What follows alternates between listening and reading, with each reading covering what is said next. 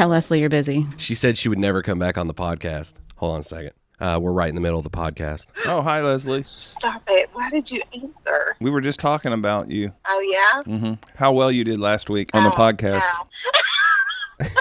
Did you fix that crooked picture? It appears to be crooked still. Yeah, it is. Yeah, it's still crooked. I did fix both those pictures that were crooked in your bathroom last night, though. Don't act like you were at my house last night. You're right. I wasn't. Maybe I was at somebody else's house. You're at your mom's house. It was your mom's house. Your mom loves our lawyers.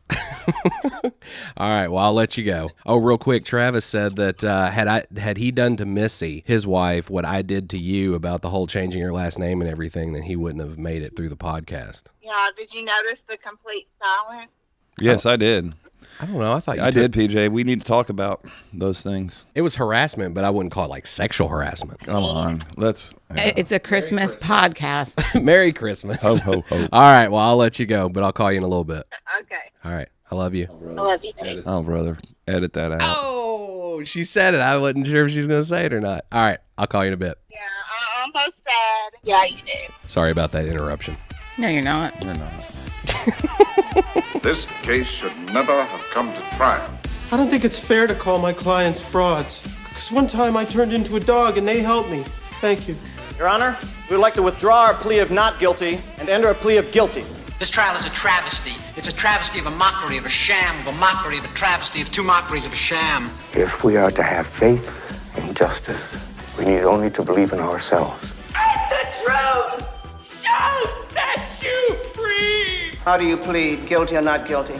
Oh, guilty, but with a real good excuse. I think the truth will come forth. You can't handle the truth! Hello, everybody. It's time for More Law Light, brought to you by Foreman Watson and Ho Ho Ho Holtree. Oh, Lord. We are situated in the high-rise, two-story white brick edifice at 530 Frederick Street, Owensboro, Kentucky.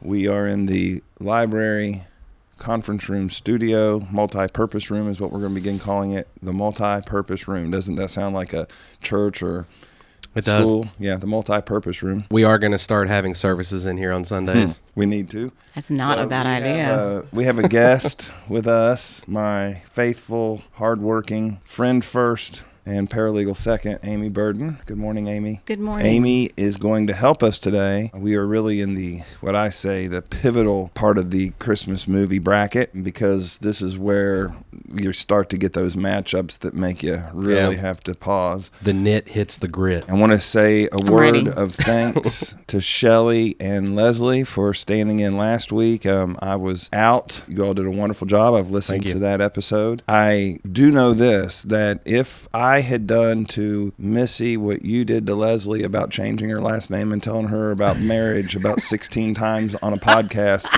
I probably would never have made it to the altar with her. So I hope that works out for you, PJ. Yeah, no, she thought it was funny. That's good. And the only other thing is we got to get Shelly back on, because she did very little talking. You know, it was you and Leslie kind of firing off on the movies, because Shelly was the tiebreaker. I can say she talked more than what I thought she would. They were both very nervous going into it, but you wouldn't. With Leslie, it kind of seemed like she was a bit nervous. She's soft-spoken, but she's usually not that soft-spoken. Right.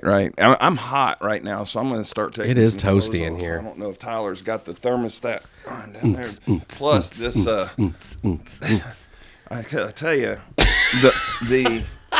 I just can't even. I was going to say, I wish everybody could have seen Amy's face. Well, because I'm freezing, so I'm like, hand the shirt over, Travis. I don't know if, I'm not a big proponent of name brands and stuff. I got my first Patagonia 3 or 4 years ago, and the one thing I always forget about those things is they are stinking warm. The thermal element of those things will make you sweat. They are the warmest clothes. I think they're warmer than North Face and things like that. It is definitely worth the purchase if you're a cold-natured person. So anyway, now that I'm getting my temperature back down. I sweat because I'm fat, so I'm just a natural Patagonia.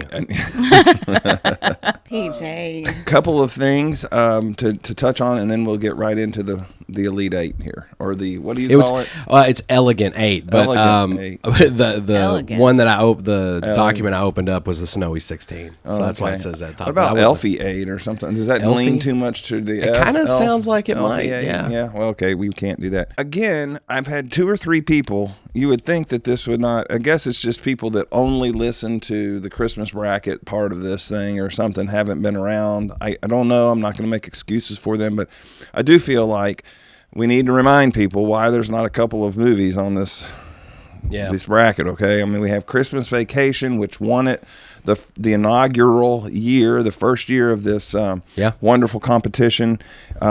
Christmas Vacation with, is it Chevy or Chevy? Chevy Chase.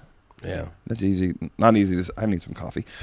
Which they are now promoting that movie again using Raising Cane's. Have you seen those commercials? I've seen that. Yeah. Because they're doing like a 4K Blu-ray release. Never seen it. Anyway, Christmas Vacation. For real? You've never seen Christmas Vacation? What? No. That's worse than not seeing Die Hard. Way worse. Amy, it is worth the watch. It really is. Yeah, it's so good.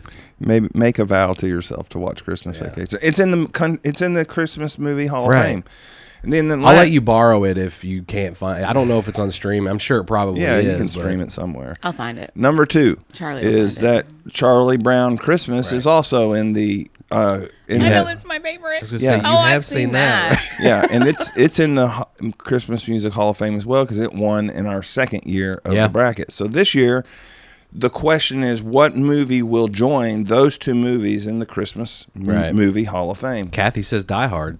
No, she does not. I can promise. Oh, you're lucky she didn't just hear that. But before we get to that, 2 things. Number 1, we have finished the production of the Hulu Live videos. 8 new videos that are coming at you, 15-second videos for people that get their television via Hulu Live in this region. It's about a 250-mile radius. That's awesome. We will be entering into your television set, reminding you of what our firm does. So that's one big thing that we have rolling out for next year. We are going a whole different route with our social media and Instagram. Been filling out a bunch of stuff for that, getting it sent to the right people. PJ, you've been helping with that, so I appreciate it. No problem. So we're really excited about getting that done. Likewise, I have a big announcement. Owensboro has a very competitive semi-pro basketball team called the Owensboro Thoroughbreds. This is now their 3rd year in Owensboro. They have a wonderful coach. Every year they have seen a significant increase in attendance at the sports center for their games. It's a fantastic environment, stuff for kids to do. Right. Even if you don't like basketball, you go and it's kind of a lot of mixed music and it's just a great time. Well, Foreman Watson Holtry has purchased a courtside suite for the upcoming season. Each home game, we have 4 passes, lanyards that you can wear to get into the game. So I'm going to kind of spoil our staff with that and let them pick the games they want to go to. Okay. So, you and the boys. So much fun. Amy, Kathy and I used to take the kids when they were little. We'll take, just kind of let pick games. I think there will be 12 home games or 13 home games for that. They're usually on the weekends. If not, they're in the middle of the week. But they're going to be very good. We have several players that have actually, at certain times been in the NBA. So it's pretty high level basketball too, if you're wanting to watch that. But we got a fantastic deal on that for the season. We get a lot of publicity. I'm probably going to have some sound bites done for that. But okay. And every time the players run into each other, we're going to run out on the court and hand them one of our business cards. That's right. That's how we're going to do it.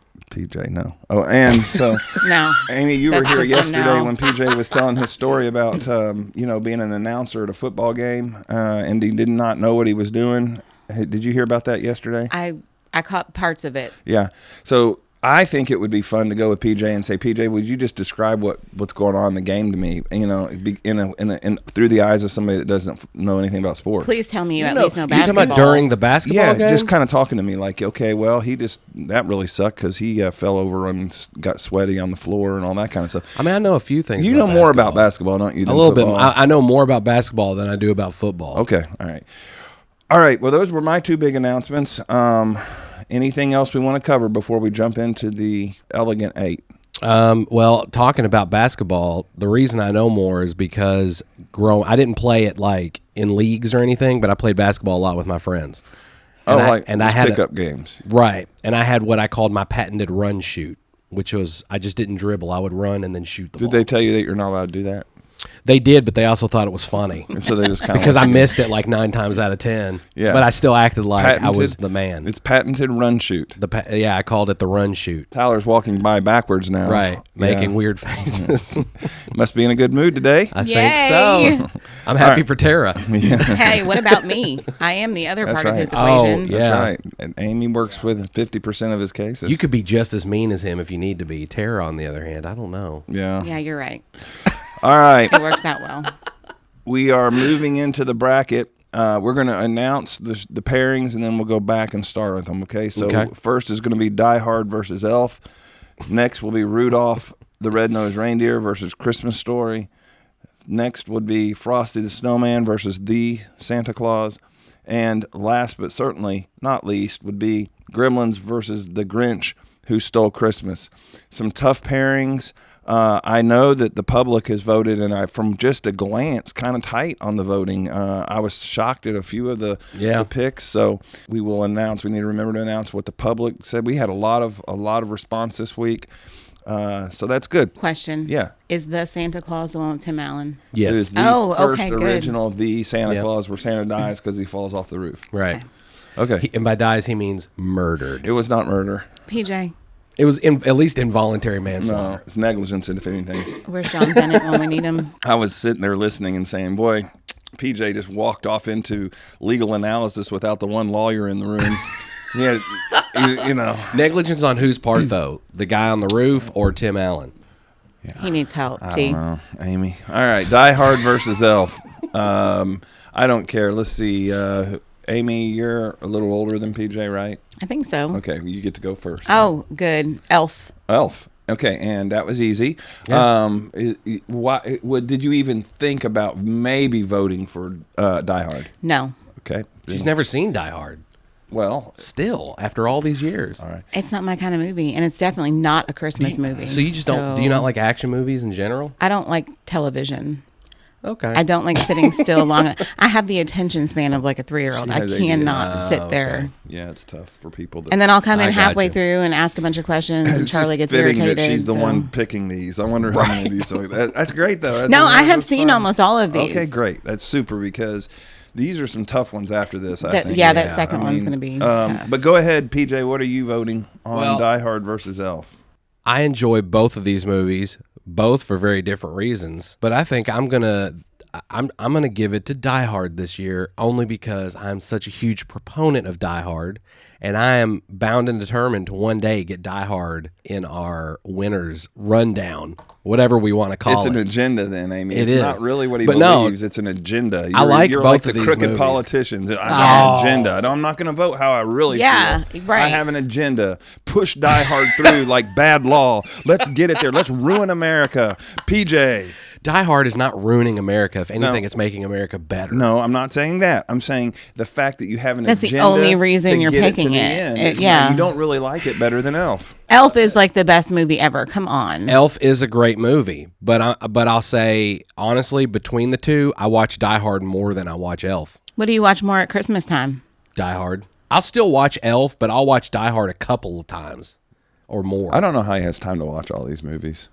It's pretty I impressive. usually fall asleep during them. Okay. Oh, well, then Die Hard must not be good if you have to fall asleep in it. Hello. I get further into Die Hard before I fall asleep than I do it. Okay, what'd the public vote since you're going to kick this one over to me? Okay, well, the public sided with Amy, but it was real close. Yeah, it was off by 2 votes. Mm-hmm. Yeah. Really? Yeah.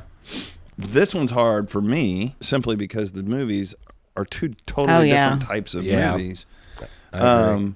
I think that here's the thing. I will never say that Die Hard is not a Christmas movie. It's set, the whole idea of it. It's a Christmas movie, in my opinion, and I could be wrong. You're right. No, but I don't think so. But let me say this. From the moment Elf begins to the moment Elf ends, there's no question it was created to be just Christmas all over the place, right? I mean, right. And so if we're picking for purity sake Christmas movies, I will give the edge to Elf on this one. I like Elf, but I have said this many times. It's not my favorite Christmas movie. It's not. Right. But it is, I think, a better Christmas movie than Die Hard. Now, I voted for Die Hard against Lethal Weapon. Number one, I think it's a better movie. Number two, I think it is more Christmassy than right. Lethal I Weapon. agree with that. And there are a lot. If we did a action movie bracket, I mean, I would push Die Hard a long way. They would go in the Hall of Fame probably eventually. Yeah. But it's just not going to get to the Christmas one if I have to make the deciding vote. We may find the perfect person to team up with you to push it through at some point since you have an agenda, but today it's not happening. We're advancing Elf. Sorry, John McClane. You got Hans Grubered. I don't even know who these people are. Okay. Next, and this one is this one. I feel this is an unfortunate. It really is, but I know what I'm picking. Well, I figured you did because you have an agenda. Oh, this one's agendaless. Oh, good. Rudolph the Red-Nosed Reindeer and A Christmas Story. PJ, you get to go first. Amy went first on the last one. Once again, I love both of these movies. I grew up with both of these movies and watched them both a lot. But I think, to me, in regards to entertainment factor and just enjoyment factor, for me, it's A Christmas Story. So I'm going to go with A Christmas Story. Okay. Before we talk about the public, and Amy, she's got a furrow in her brow, and she is acting like this is worse than getting teeth extracted. She's holding on to both sides of the conference room table, patting the table. She is This is a hard one. She's going to need some Excedrin tension migraine. We're all feeling medicine. the tension. Amy, you're on the clock. I'm not a fan of siding with PJ because we like to argue with each other. But I'm going to have to go with A Christmas Story. It's a Christmas miracle. I know. It's a hard one, though. She went with A Christmas Story. Yeah. And don't get me wrong, I love Rudolph. I know. If it matters, although I have been a huge proponent of Rudolph the Red-Nosed Reindeer in previous years, I don't think it ever had to stand toe-to-toe with this movie.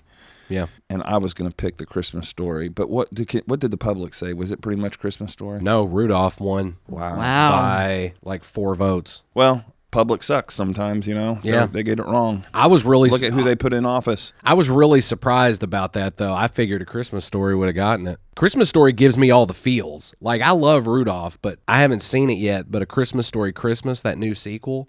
I've heard nothing but good things about it. Really? They said it's just as good as the original movie. Now, is it in theaters or is it? It went straight to streaming, I believe, so HBO Max. I'm surprised it didn't go to theaters, but Yeah, you'd think, especially this time of year. We have now, so next week, just to start to prepare people for ultimate sweat fest, it will be Elf versus A Christmas Story. Wow. Daggone. And now we're going to move on to the next bracket, Frosty the Snowman. That movie has gone a long way from originally being left off the bracket in the first year, being left out of the top 32 movies the first year, now making it to the Elegant 8. yeah. It's really...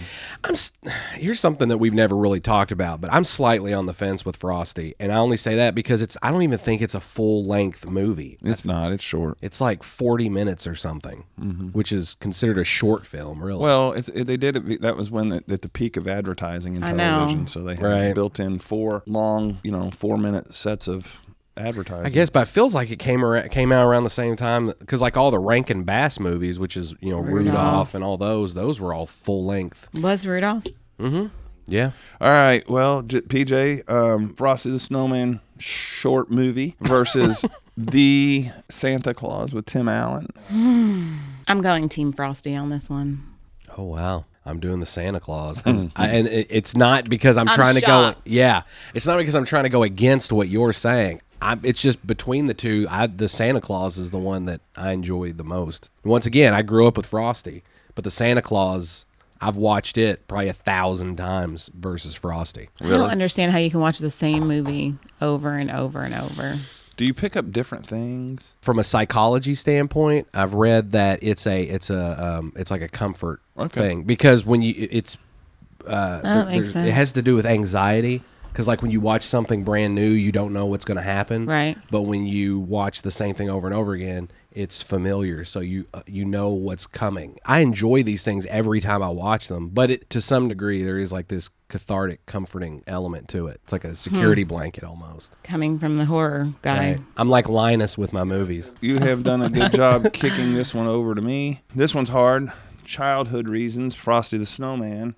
The Santa Claus, I just remember so many memories of watching it with my girls because they really loved that movie. We had it on DVD, and so we watched it a lot together. For the feel-good, what was the public, by the way? That may help me vote, actually, on this one. It was the Santa Claus won, but only by 2 votes. And we're not talking about, there was like 30 people that were commenting, but you took the ones that commented on all 4 movies. Yeah, there were several people that were just movies. like, just this movie. Yeah, and we don't count those. No. Right. This one's hard for me because both of these movies kind of have a special sentiment for me. Giddy up, Jingle Horse, pick up your feet. Okay. Whatever, man. Wow. It's my law firm and my podcast, so you don't tell me what the hell to do. Oh, snap. I'm just joking. Look, I just work here. Amy can tell you what to do. Amy can tell me what to do. Oh, Amy that's says, true. Travis, that was not nice. I'm sorry, PJ. It's okay. Let's see. I think I'm going to side with I'm going with memories. And as a kid, obviously Frosty was, but I think the moments of watching it with my kids trumps it, and I'm going to pick the Santa Claus. All right. Okay. So the Santa Claus moves on, and that one was tough for me. So you have, man, this is sizing up to be an incredible Final Four. Yeah. Fantastic Four. PJ, you get to go first on the final bracket, Gremlins versus The Grinch Who Stole Christmas. And I will say this. I was surprised the public, like I think Shane, my cousin Shane, Gremlins. Until you reminded me, I didn't even think of it as really Christmas. You know, I had to be reminded of that. I had to be reminded that Gremlins was set during Christmas and was a Christmassy movie because that's not the part that... No. The whole feeding them after midnight and their little voices and their eyes and all that kind of is what I remember. The kitchen. Yeah, the kitchen. It would be like, I was just as surprised, like if somebody would have said E.T. Phone Home was a Christmas, I'd go, oh, really? It wasn't. Right. But I mean, it'd be kind of like you're talking about where they put the gremlin in the blender? Yes. If you remember, though, there's a Christmas song playing. There is. Because they hit this record player. And during that scene, there's a Christmas song that's playing on a record player during that scene. Yeah, it's crazy. It really is. Yeah. So, PJ, you get to go first. Oh, man. Okay, so this one is difficult. I rewatched The Grinch Who Stole Christmas. This is the original, not the Jim Carrey version. And that, let me say, by the way, I think last week's show got derailed. I think they voted based upon their like of the new one. If you go back and listen, the reason they picked Grinch over whatever was going against was because they liked the new one. And you happened, I think, to vote for the movie against Grinch, didn't you? But I can tell you this, they got derailed. They were like, well, I like the Jim Carrey one. Yeah, Jim Carrey this, it showed, and then the next thing you know, they're picking The Grinch That Stole Christmas. I don't know. We need to go back and have a re-listen to Revote. that. But no, it made it. I'm not saying they didn't get picked. So anyhow, it is the original Grinch That Stole Christmas. Okay. Yeah. Okay, so I recently rewatched The Grinch. And it's just such a good movie. And while I love Gremlins, between the two, I'm going to go with The Grinch Who Stole Christmas. Oh, my goodness. We did it again. Y'all agreed? Oh, really? Yeah. Oh, for a second there, I wasn't sure where that was headed. But Nope.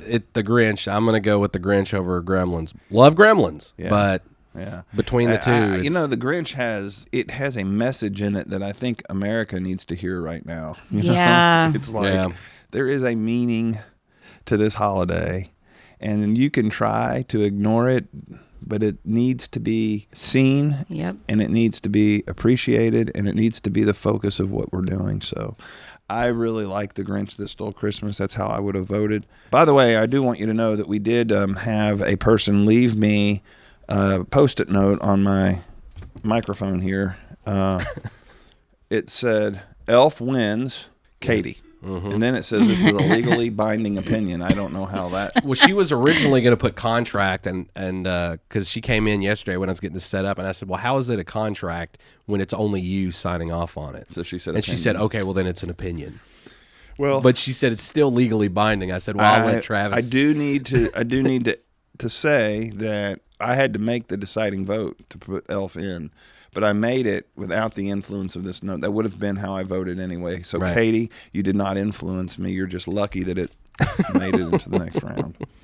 All right. Do we have anything to add? Anything we want to say? Amy, thank you for number one, being on the show. You're welcome. Number two, I do need to say that I officially received my first Christmas present today.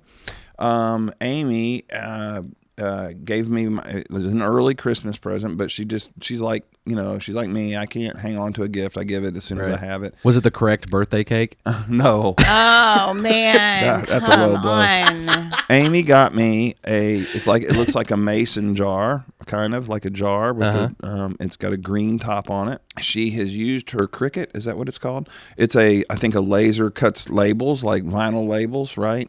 And you can kind of program it to do what you want. And then once it does, it comes out and you can stick it on things, right? Mm-hmm. And so her first shot at using her Cricut, it's called a Cricut vinyl cutter, or it's something like that. Or something like that. Just cuts vinyl. It's her first attempt at using it. It was the kind of the classic Bethlehem scene of like a manger with Jesus in the little crib, and then two, Mary and Joseph at the right and left hand with the star above it. Kind of, and it's green vinyl and it's wrapped around the jar and it's full of Jelly Bellies.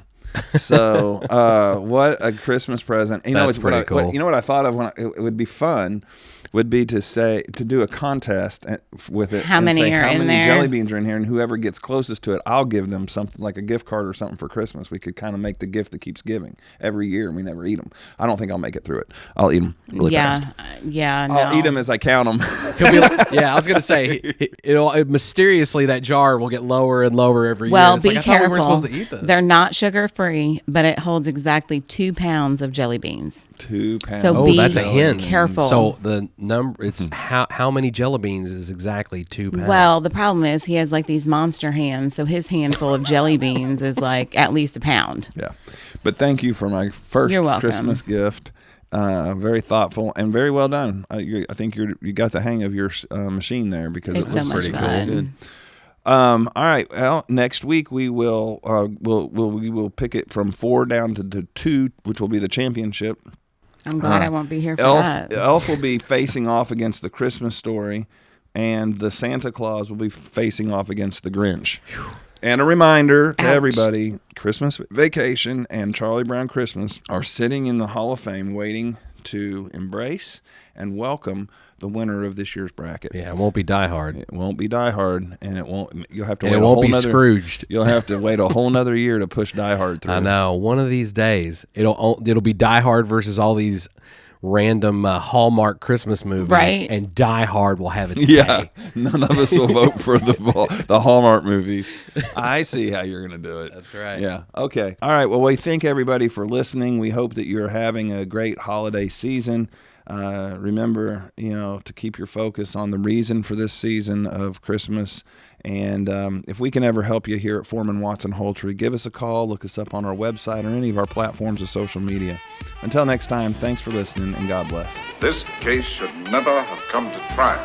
I don't think it's fair to call my clients frauds. Because one time I turned into a dog and they helped me. Thank you. Your Honor, we would like to withdraw our plea of not guilty and enter a plea of guilty. This trial is a travesty. It's a travesty of a mockery of a sham, of a mockery of a travesty of 2 mockeries of a sham. If we are to have faith and justice, we need only to believe in ourselves. And the truth shall set you free! How do you plead, guilty or not guilty? Oh, guilty, but with a real good excuse. I think the truth will come forth. You can't handle the truth!